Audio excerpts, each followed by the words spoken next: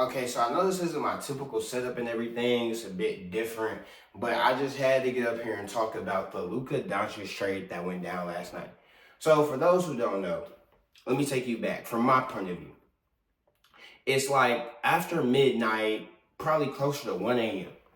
And one of my friends hits me up and he's like, bro, Luka to the Lakers? I'm like, like, what are you talking about, Luka to the Lakers? Like, is this in my mind? I off rip, I thought, okay, maybe this is like a trade rumor. Like, this is something that people are talking about on Twitter, like a possibility. You know how it is, especially with the Lakers. The Lakers, especially their fan base, they didn't get anybody. I mean, and rightfully so. They've got Shaq, Kareem, Kobe, LeBron, and they've gotten a lot of high level players in the NBA. So, but this one, I'm like, what are you saying? He texts me, he's like, Luka to the Lakers. I'm like, what? I go on Twitter and I see the text. I see the tweet from Shams. Shams is saying, Luka to the Lakers for Anthony Davis, Max Christie, and the first round pick. And off rip, I thought the same. I go to my Twitter timeline and I'm thinking the same thing that everybody else is thinking. I'm like, this trade has to be like fake. Like this, Shams got hacked. Something happened. This is not like legit. But then I go on Instagram and I see the same thing. It's saying Luka to the Lakers. So at this point, I'm like, wow. At this point, it kind of confirmed a couple of things. This is not fake. This is a legit trade that happened. This is not something that like Sean's got hacked nothing. I'm like, this is like legit. So many thoughts went through my mind. So first one probably being I feel bad for him. Actually, right now, I want to apologize to all Mavs fans on behalf of Nico Harrison. I seen the Mavs fans say this is like a team changing worthy move, and I agree. If I was a Mavs fan, I would be absolutely livid. I would actually legitimately probably change what my favorite team is if I was a Dallas Mavericks fan. 1,000%. This was from a Mavs standpoint a horrible trade. So let's just break this down. Let's start from the Mavs point of view, right? Luka Doncic is gone, and so is Maxi Kleber, but who cares about Maxi Kleber? Half the people in Dallas wanted him out anyway. He wasn't really that well liked. He hadn't really performed very well recently. He was injured. Luka Doncic is gone. So let's talk about what you got before we get into why Luka Doncic is gone, because a lot of details have come out as to why Luka left, like the reasoning behind it. So So the Mavs get Anthony Davis, Max Christie, and the first round pick from the Lakers. They could have got way more. They could have gotten way more. Undoubtedly, they could have gotten way more. Like, there's not a singular doubt in my brain that the Mavericks, if they really wanted to, they could have gotten like a haul. Like, let's think about it like this. Let's put it into perspective.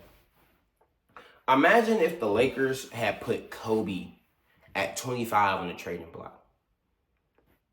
Or the Cavaliers put LeBron in 2009. They put LeBron in the trading block. And the Celtics call him up and are like, hey, so for Bron, we'll give you Paul Pierce and Rajon Rondo in the first round pick. You think the Cavs are going to accept that trade? Like, if you're the Cavaliers GM, are you accepting that trade? No. That's kind of the equivalent as to what Luka is, because Luka is, at this point in his career, he's undoubtedly, in my mind, a top 5 player in the league minimum, a perennial MVP candidate, a perennial all-star, on his way to being one of the greatest players to ever touch a basketball. Like, that's how good Luka Doncic is. And they gave him up, I don't want to say for pennies on the dollar, because that's disrespectful to the likes of Max Christie, Anthony Davis, and whoever that first round pick is going to be. But for Luka Doncic, a 25-year-old Luka Doncic, who's already established himself as like one of the best players in the league at 25, who is probably just now entering the real like bulk of his prime years. Come on. But anyways, you get Anthony Davis, You have Anthony Davis and Max Christie. Your roster, off the top of my head, it looks like Kyrie Irving. You got Max Christie. You have Jaden Hardy. You have Josh Green, Derek Lively. You have Anthony Davis. So you have some solid pieces. I think probably with that roster, like your ceiling is maybe like a conference champion, like a Western Conference championship appearance. But I don't really see this as a team that I'm looking at as, oh, they're finals contenders. This is because, I mean, in my opinion, y'all can let me know how y'all feel in the comments. Anthony Davis, a wonderful player, great player, but I don't know if he is at this point in his career a number one option. He's aging. He's 31 years old. He's already been someone who's struggled with injuries throughout his career. I don't know if I'll consider him a number one option. And Kyrie Irving is not the number one option. He's never been the number one option in his career, for being honest.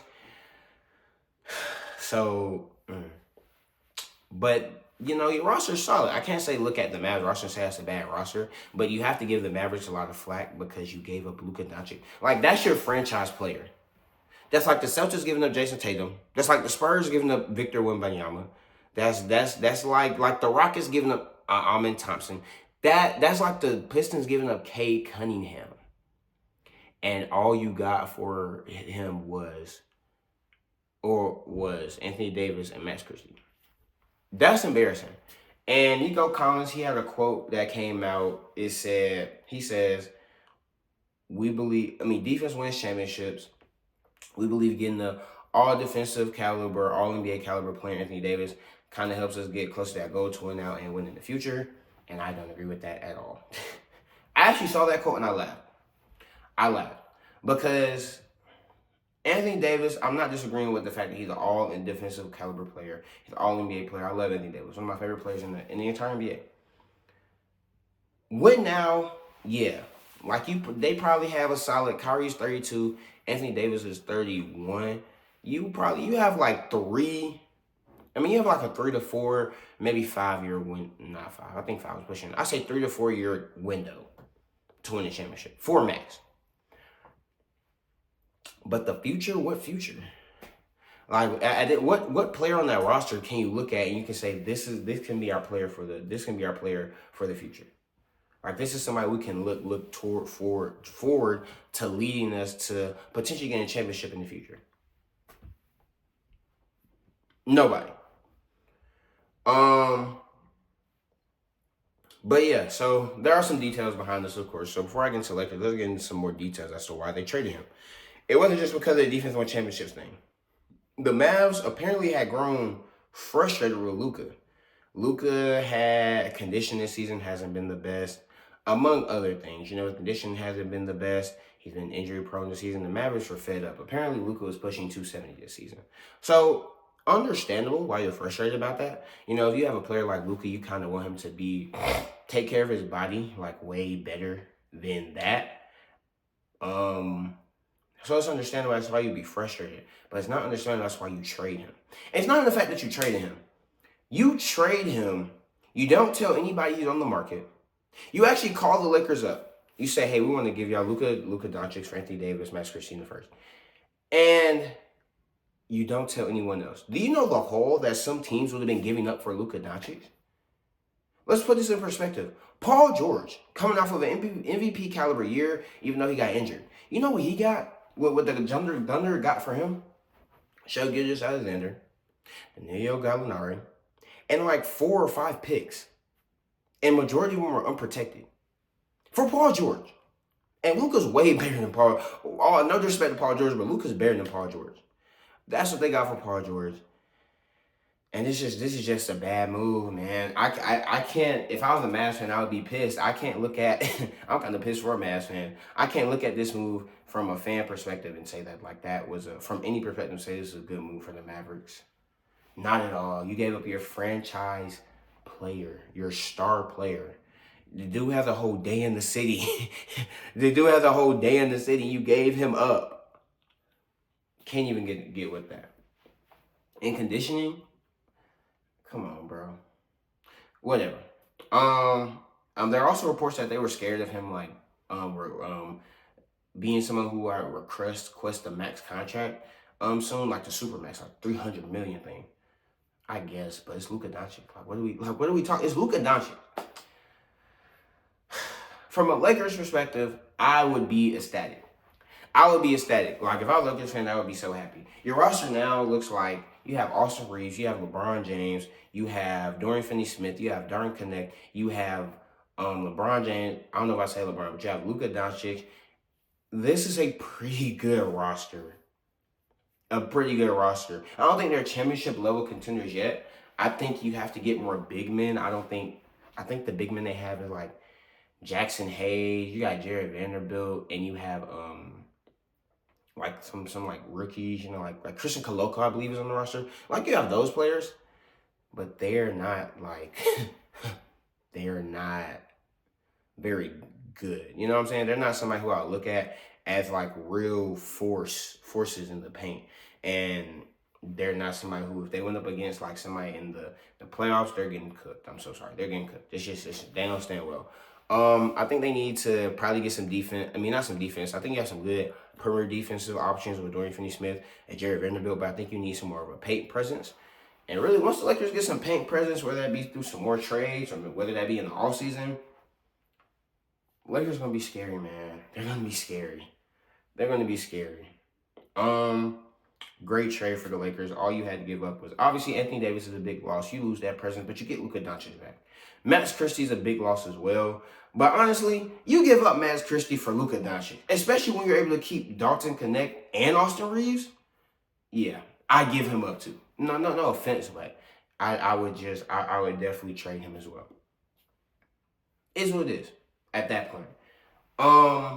But yeah, it's just, and then you lose Jalen Hood-Schifino to the Jazz. The Jazz get Jalen Hood-Schifino in the pick. I don't know what pick it was. I think it was a first rounder. Could have been second rounder though. So you don't really lose much as the Lakers, especially for what you got, and you don't have to give Luka that supermax.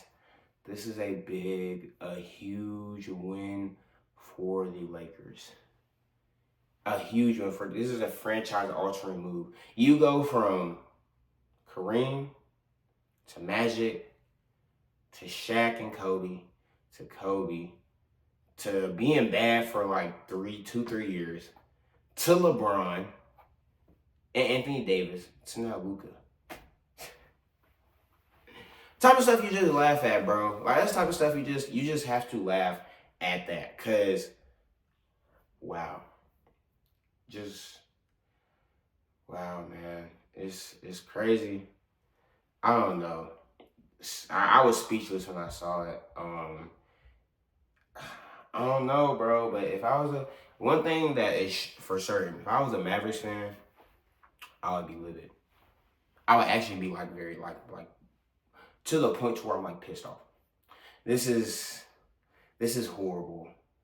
Nico Harrison, this is actually a fireable offense. Like, Nico, this is a fireable offense. Nico has to answer for this. I would fire him. Like, legitimately, I would fire him. But yeah, that's really all I have for the trade. Like I said, I was chilling when this trade dropped. I found out through a text and my phone just was blowing up. All my friends hit me up. Yo, Luka. I don't know. This is crazy, bro. And I think if the Lakers make certain moves in the offseason, this is going to be a team that's right back in the fold. Right back in the fold. LeBron still has a little bit left in the tank. Luka's obviously Luka. I think Lakers going to be legit. But I want y'all to let me know what y'all think in the comments. If you're a Mavs fan, let me know how you're feeling in the comments. Once again, I'm sorry, bro, that this happened to you guys. I